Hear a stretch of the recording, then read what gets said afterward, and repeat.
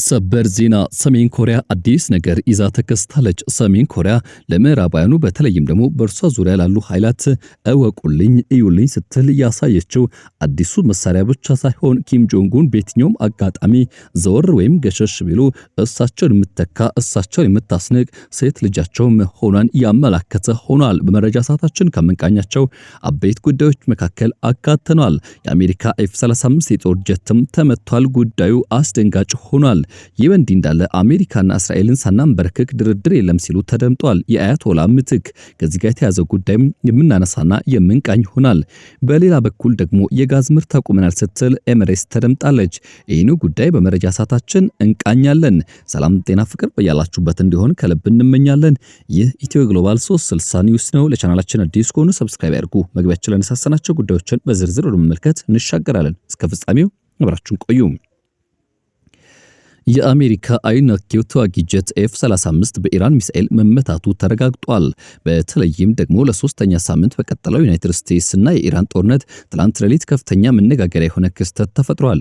በዓለም ላይ ካሉ እጅግ ዘመናዊና በራዳር የማይታዩ ተዋጊ ጀቶች አንዱ የሆነው የአሜሪካ F-35 በኢራን አየር መከላከያ ጥቃት መፈጸሙ ተረጋግጧል።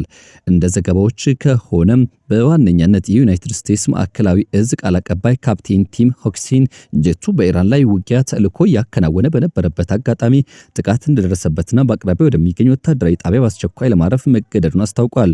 የኢራን አብዮታዊ ዘብ በበኩሉ በሰጠው መግለጫ ጀቱ ራዳርን የማይፈልግና በሙቀት አማካይነት ኢላማን የሚለይ አዲስ ቴክኖሎጂ ሲስተም በመጠቀም እንደሆነ ተገልጿል። ጥቃቱ የደረሰው በትላንትናው ዕለት መጋቢት 10 2018 እንደ አውሮፓውያን የዘመን ቀመር መጋቢት 19 2026 ከሌሊቱ 8 ሰዓት ከ50 አካባቢ ነው። አሜሪካ ጀቱ በሰላም ማረፉና ፓይለቱን በጥሩ ጤንነት ላይ እንደሚገኝ ብታረጋግጥም በጀቱ ላይ የደረሰው ጉዳት መጠን ግን እስካሁን በዝርዝር አልተገለጸም። በሌላ በኩል ደግሞ የኢራን ወታደራዊ ባለስልጣናት አውሮፕላኑ በከፍተኛ ሁኔታ ተጎድቷል በማለት ድሉን እያከበሩ ይገኛሉ። ይህ ክስተት ጦርነቱ ከተጀመረ ከወርሃ የካቲት 21ኛው ቀን ጀምሮ ለመጀመሪያ ጊዜ አንድ የአሜሪካ ሰው ሰራሽ ተዋጊ አውሮፕላን በኢራን ጥቃት ሲደርስበት የመጀመሪያ አድርገዋል። ሁኔታው በክልሉ ያለውን ውጥረትም ይበልጥ እንደሚያባብሰው እየተነገረለትና የስጋት ድምጾችም እንዲሰሙ ሲያደርግ እየተስተዋለ ይገኛል። በሌላኛው መረጃችን ደግሞ የመካከለኛው ምስራቅ ጦርነት ትኩሳት ዛሬም ዳፋው በዚያ ብቻ የሚገታ አይደለም ያስባለ ክስተት ተፈጥሯል። የተባበሩት አረብ ኤሚሬትስ ዩናይትድ አረብ ኤሚሬትስ የጋዝ ምርቷ አሁን ላይ ዜሮ መሆኑን እንዲሁም በዋና የተፈጥሮ ጋዝ ተቋሞቿ ለሚከናወኑ ስራዎችም ሙሉ በሙሉ እንደቆሙ አስታውቃለች። ይህ የሆነው አብዛኛው የጋዝ ማጣሪያ ተቋሞቿ በኢራን ጥቃት ጉዳት ስለደረሰባቸው እንደሆነ የተነገረ ሲሆን አሜሪካና እስራኤል በተደጋጋሚ ኢራንን ይህ አይነት ጥቃት እንዳትፈጽም ቢያስጠነቅቁም ቢያሳስቡም ሰሚ ጆሮ ግን ያገኙ አይመስልም ተብሏል። አሜሪካና እስራኤልን ሳናንበረክክ ድርድር አይታሰብም ብለዋል አያቶላ ሙጅታባ ኻሜኒ።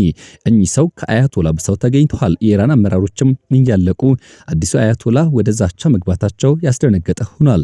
አዲሱ የኢራን ጠቅላይ ሃይማኖታዊ መሪ አያቶላ ሙጅታባ ኻሜኒ ሀገራቸው ከአሜሪካና ከእስራኤል ጋር ምንም አይነት የተኩስ አቁም ስምምነት አታደርግም ሲሉ ተናግረዋል። አሜሪካና እስራኤልን ሳናንበረክክ ድርድር የለም በማለት ጠንከር ያለ መልእክታቸውን ያስተላለፉ ሲሆን በሁለቱ ሀገራት የሚወሰደው እርምጃ ከባድና የከፋ እንደሚሆን ዝተዋል። ይህ አዲሱ መሪ አቋም በመካከለኛው ምስራቅ ያለውን ውጥረትም የበለጠ ሊያባብሰውና ነገሮችንም ሊያከፋ ይችላል ሲሉ ስጋታቸውን የሚገልጹ አሁንም ቢሆን ፍርሃታቸውን የሚናገሩ እንዲበራከቱ ምክንያት ሆኗል ሲሉ ብዙዎች አንስተዋል። ኢራን በጥር ወር በሀገሪቱ በተካሄደው ጸረ መንግስት ተቃውሞ 2 የፖሊስ አባላትን ገድለዋል የተባሉ 3 ተቃዋሚዎች በሞት ቀጣለች። የፍትህ አካላት ደግሞ በነፍስ ግድያና በፈጣሪ ላይ ጦርነት መክፈት ጥፋተኛ ሆነው መገኘታቸውን ገልጸው ተጨማሪ ለእስራኤልና ለአሜሪካ ድጋፍ ሰጥቷል የሚል ክስን አክሎበታል።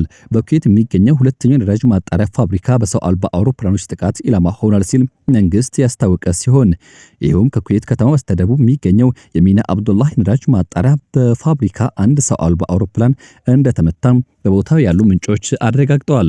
በኳታር ራስ ላፋን ኢነርጂ ኮምፕሌክስ ላይ የደረሰው ጥቃት ደግሞ በእንግሊዝና በአውሮፓ የጋዝ ዋጋ እንዲጨምር አስገድዷል። ዶናልድ ትራምፕ በጠንካራ ቃል ባስተላለፉት መልእክት ኢራን ከኳታር ተጨማሪ ጥቃቶችን ምትፈጽም ከሆነ የሚደርስባት አጸፋዊ እርምጃ የከፋ ነው፣ የመጨረሻውን ጥይት መተኮሳችን አይቀርም ሲሉ ማስፈራራታቸው ነገሮችን የበለጠ አወሳሳቢ አድርጎታል። የኢራን ባለስልጣናት አልቦሬዝ ግዛት ውስጥ 41 ሰዎች ቁጥጥር ስር የዋሉ ሲሆን ከጦርነቱ የተዛመዱ የቪዲዮ ምስሎችን ከጥላት ጋር ለሚሰሩ አውታረ መረቦች አጋርተዋል የሚል ክስም ቀርቦባቸዋል። ከዚህ ጋር በተያያዘ የኢራን ፓርላማ በሆርሙዝ ባህር ዳርቻ የሚያልፉ መርከቦች ላይ የሚያደርጉ ክፍያዎችን በተመለከተ የቀረበው ሐሳብ ላይ እየታየ ይገኛል። በእቅዱ መሰረትም መርከቦቻቸው በወሳኝ የውሃ መስመር የሚያልፉ ሀገራት የኢራን ደህንነት የተጠበቀ መንገድ ለመጠቀም ቀረጥ መክፈል ግድ ይላቸዋል ተብሏል። በበስተ መጨረሻ መረጃችን ከምናነሳቸው ጉዳዮች መካከል ወደ ሰሜን ኮሪያ የምናልፍና የምንሻገር ይሆናል። ሰሜን ኮሪያ በዚህ የጦርነት ምዕራፍ ውስጥ የምትቀላቀልበት ጊዜ ሩቅ አይደለም ያስባለ ጉዳይ ብቅ ብሏል። የሰሜን ኮሪያ መሪ ኪም ጆንግ ኡን ታዳጊ ሴት ልጃቸው አዲስ የተመረተውን የጦር ታንክ ስታሽከረክር ታይታለች።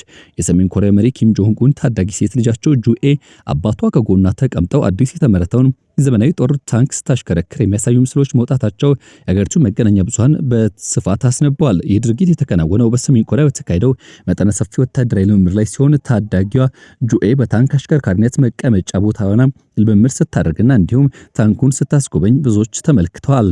ከአጠገባ አባቷ ነበሩ። ምስሎች እንደሚያሳዩት ከሆነ ኪም ጆንግ ኡን በታንኩ ላይ ከልጃቸው አጠገብ በመሆን ክትትል ሲያደርጉም ተስተውሏል። አዲሱ የጦር ታንክ እጅግ የላቀ መንቀሳቀስ ብቃት፣ ከፍተኛ የመተኮስ ኃይልና ዘመናዊ መከላከያ ዘዴ ያሉት መሆኑ ተረጋግጧል።